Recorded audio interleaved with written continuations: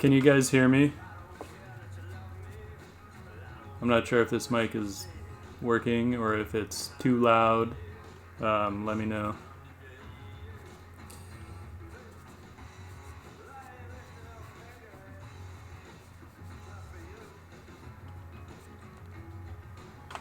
Okay, I don't want to blow anyone's eardrums out. But yeah, I've been meaning to get back to doing some live streams for a while, so I just got some new equipment, so I'm really just kind of testing it out and seeing how it actually picks up the detail. All the fine lines in drawing sometimes present a challenge when it comes to cameras.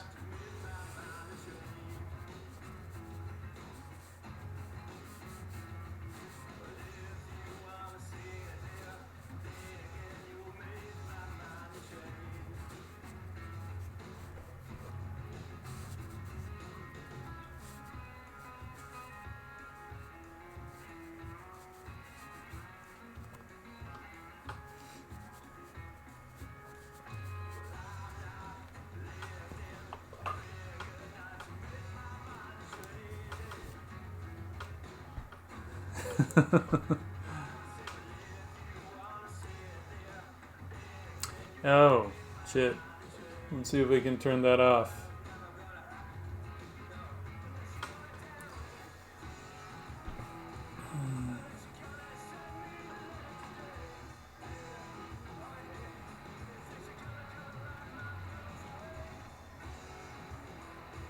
Almost. Almost perfect. There we go.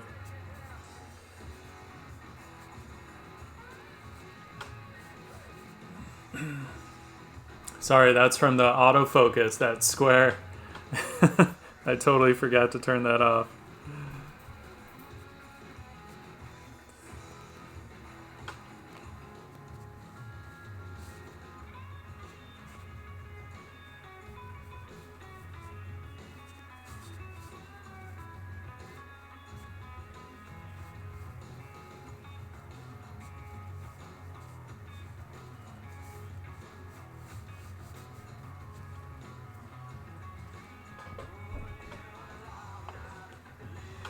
I need a little water container.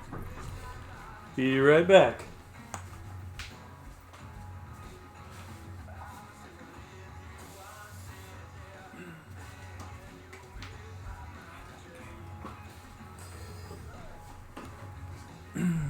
Problem solved.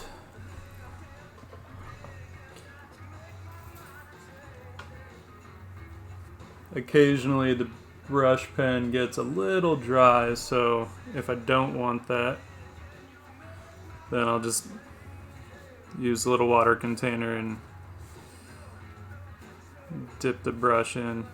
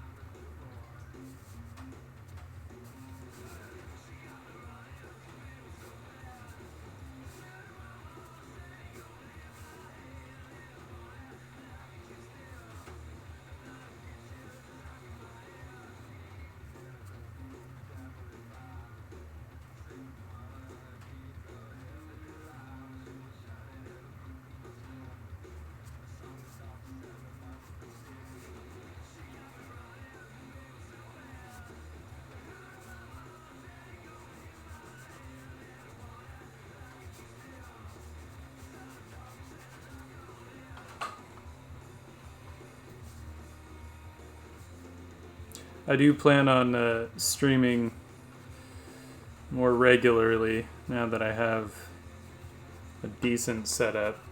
Every time I tried to stream on my phone before or anything else, I don't know, doesn't work with the drawing.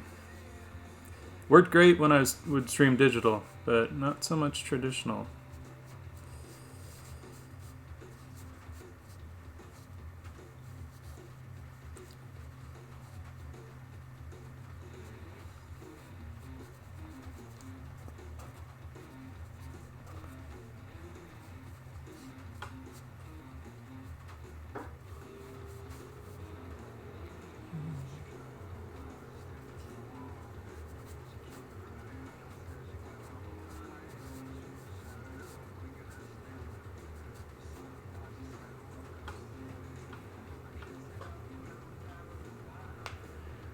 No, this is just random.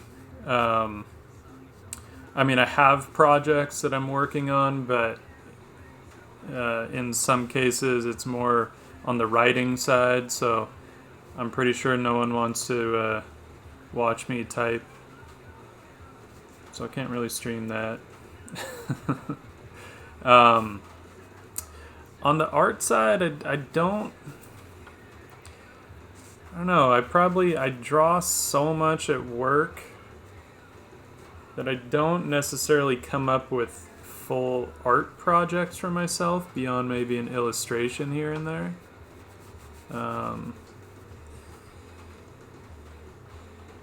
Since it's mostly about storytelling, for me, writing achieves some of that. But I still love like just the act of drawing. So obviously I do a lot of that, which is what everyone sees online, right? On my Instagram and stuff. That's all just personal work. Since I can't show any of my work stuff unless it goes to finish, which is rare because I'm usually on the concepting side for movie posters, not so much the finishing side.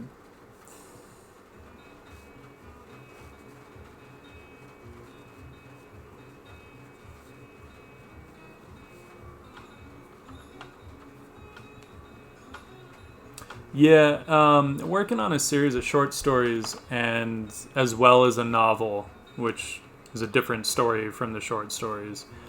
Kind of a long-term thing, though I'm starting to take it a lot more seriously. I'd like to, get some of that stuff done in a reasonable amount of time.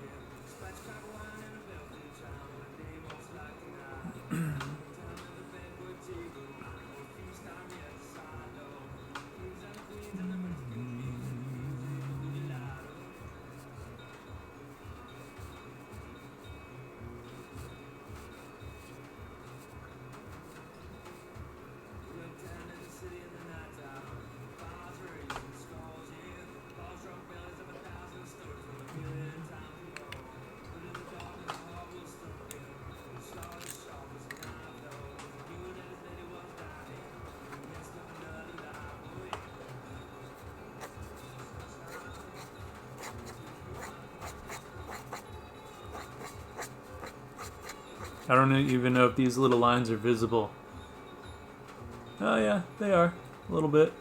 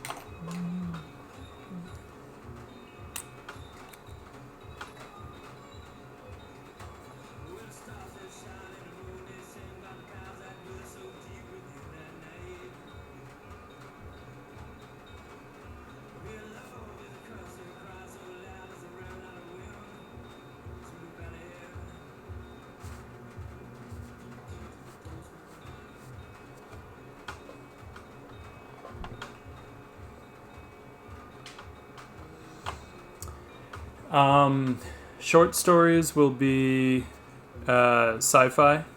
Um, though I always prefer when there's I don't want to say a bit of reality, but something more grounded. But it is definitely like futuristic sci-fi. And then the novel is just straight like high fantasy. I think I've wanted to write a fantasy novel since I was a kid, so I don't know. I feel like I owe it to myself to at least give it a shot. Let's hope it doesn't suck.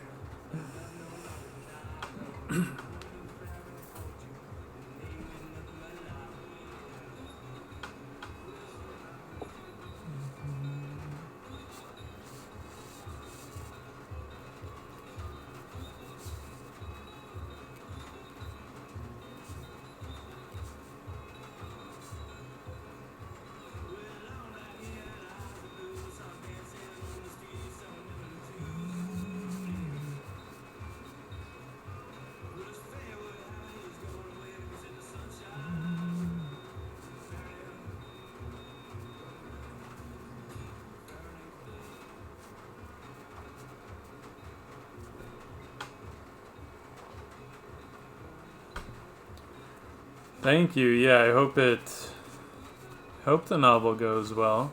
Um, it's an interesting challenge. I used to write a lot more, and then you know realized, oh wait, I actually have to work and pay back my student loans eventually. So kind of focused more on the actual work that I was getting, which was luckily, which was drawing. So it wasn't like I had to do anything I hated. So that was cool. But I've just been feeling such a need to get back to doing some writing that it's been really good. So if nothing else, at least it's a good experience.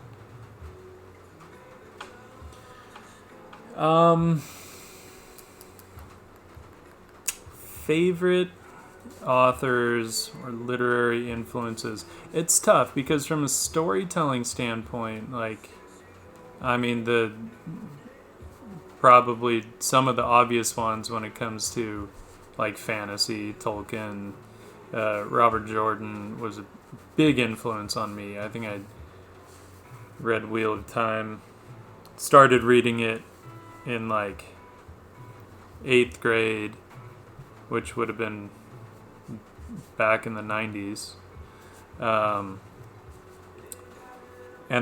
But as far as actual writing style goes, I mean, I really love Cormac McCarthy's writing. I don't think I could ever write like that. He's kind of a literary genius, but there's a directness and yet a poetic quality to his work at the same time that I just absolutely love. Hard to read sometimes, I won't lie. But it's really amazing and it blows my mind.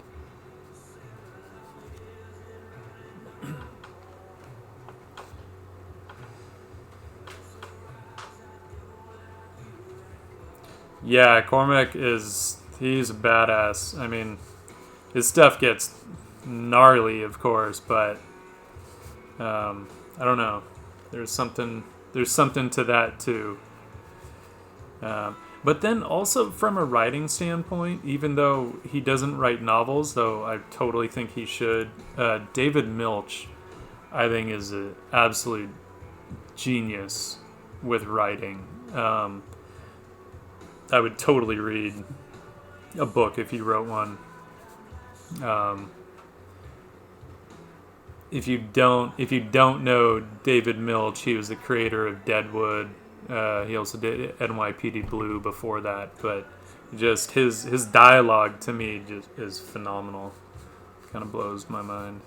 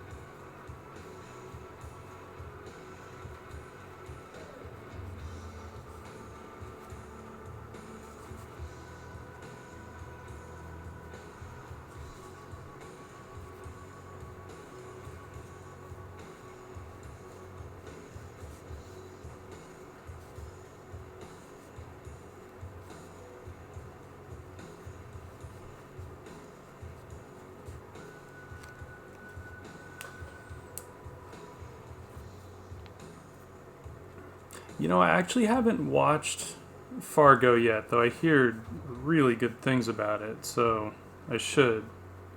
Um, I'll put that on the list.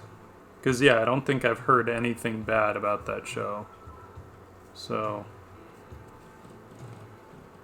I go through phases where I want to watch really good shows, and then sometimes I just want to watch shows that I don't have to think about too much.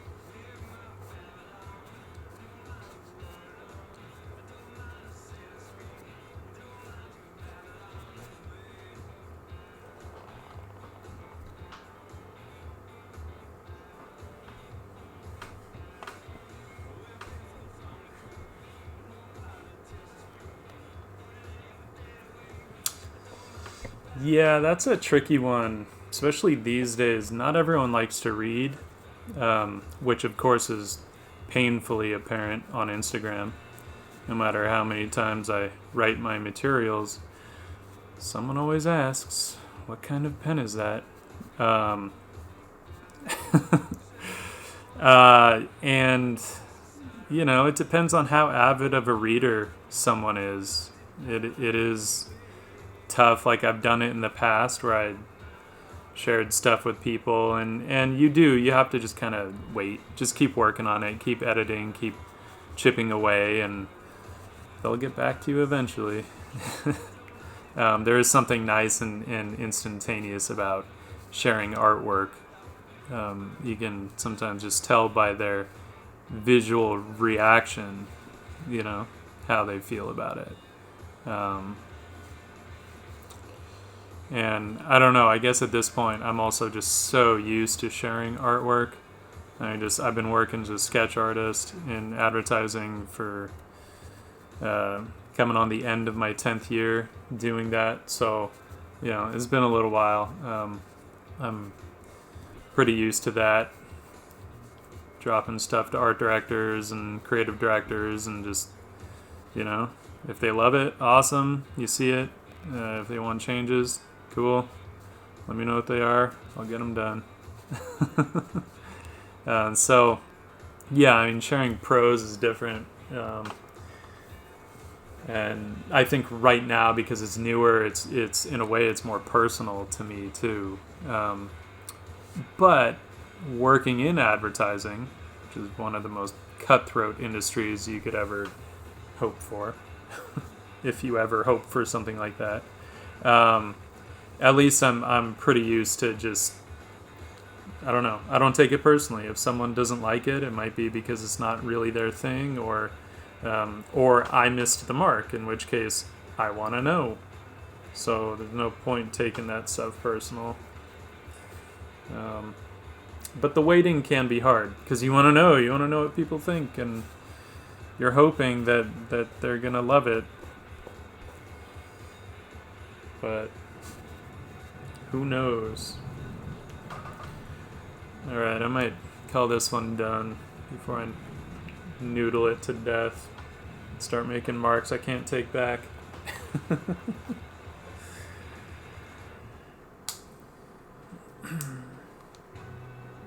Oh.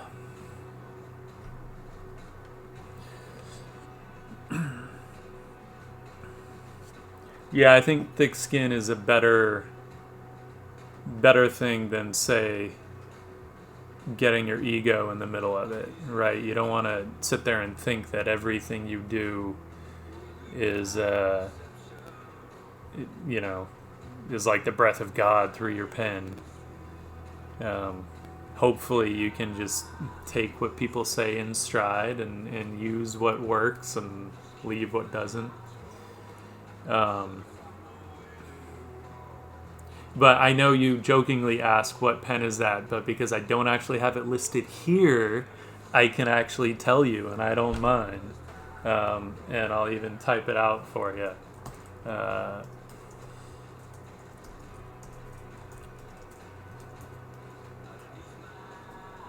It's a Kaime Weasel Hair Sumi brush pen. And a Pilot Elabo with a Spencerian mod from nibs.com. And then I was just using the yellow pen is a high-tech C mica.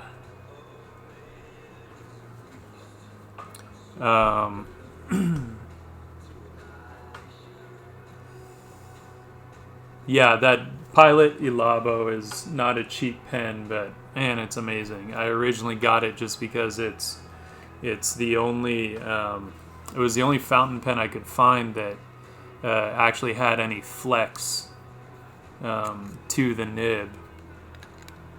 And then when I saw that John Mattishaw on nibs.com will actually do a modification to the nib. I kept the original that came with my pen, and I just ordered a new nib from him, and he basically grinds it down so it's a bit thinner and has a lot more flex to it. The entire pen is probably, it's going to run you like $300, but it'll last you a lifetime. It does use a ink cartridge, which is awesome. So you can fill it with any other color you want. Just use a fountain pen ink, obviously, so it doesn't dry up in there and gum up and screw up your nib. But the flex on this thing is pretty impressive. Like, I can get hair thin lines as well as getting some legit line weight. So just having that flexibility, I think, is so worth the price as long as you take care of it.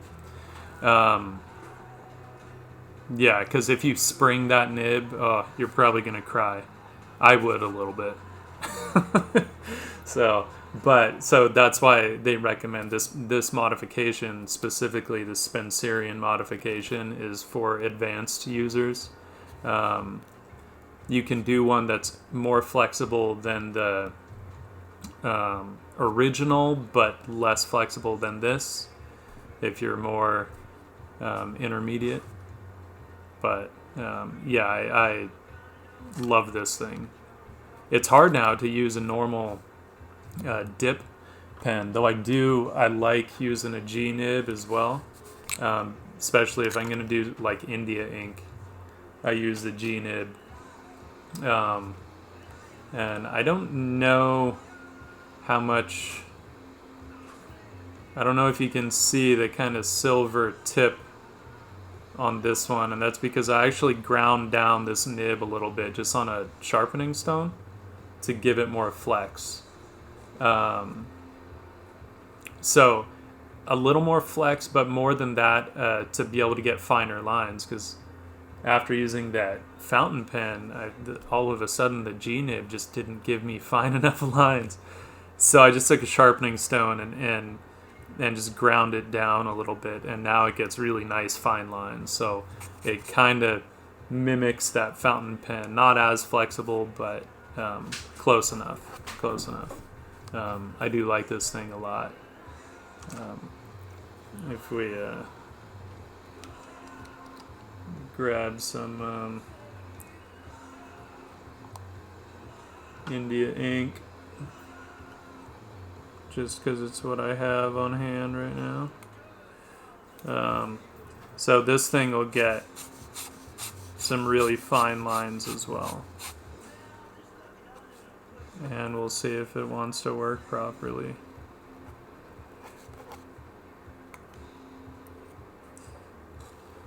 Yeah, so it'll get a nice flex as well, if I get enough ink, which it doesn't want to. But you get the idea.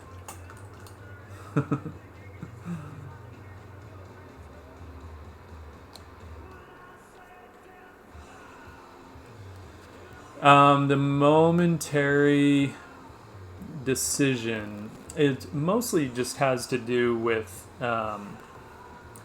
oftentimes convenience, right? So if I'm going to a coffee shop or something, I don't really want to deal with an inkwell. Someone could bump it and then you're screwed. You have waterproof India ink everywhere. But then that's the other side, is that if I'm just going to do something with marker, then the fountain pen is fine. Fountain pen and the brush pen, because the marker won't smear them. But if I want to add color with watercolor, or if I want to do washes and I don't want the lines to go anywhere, that's where I'll use this guy, so that I can use waterproof ink. and I don't have to worry about putting waterproof ink in these and damaging them. So that's usually what dictates my decision, is just the type of color that I might use. So yeah, or the type of ink, because I love this stuff, the Black Star matte ink that Dr. Martens makes. The black is so cool, but this is gnarly stuff. Like, this will dry on a brush pretty quick, so you have to constantly wash your brush out. So I would never put this in a pen. Never. You would just destroy it. So, but it's a great ink. Like, really nice for inking stuff. Like, that's what I had done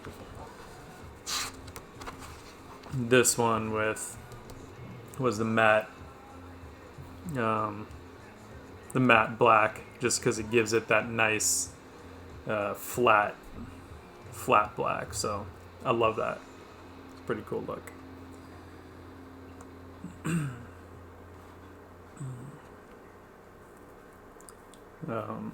But yeah, for convenience, I'll just use the brush pen and the fountain pen a lot. Easy to travel with. So no cleanup involved, which is always nice. But yeah. So I think for tonight that's it, but I'll do another live stream tomorrow, which I will give people a heads up on. I'll probably tomorrow afternoon is when I'll do it. So I'll post something on Instagram, since a lot of the people follow me there, and I'll give you a heads up in the morning what time it's going to be, so I don't catch you guys off guard again. Sorry, this was just totally me, like, all right, I got to test out this equipment before I start taking this stuff seriously. But still needed to also do a drawing to see how the lines show up. So, yeah. Thanks for joining me. Really appreciate it. And yeah, I'll give you guys a heads up on the time tomorrow. All right.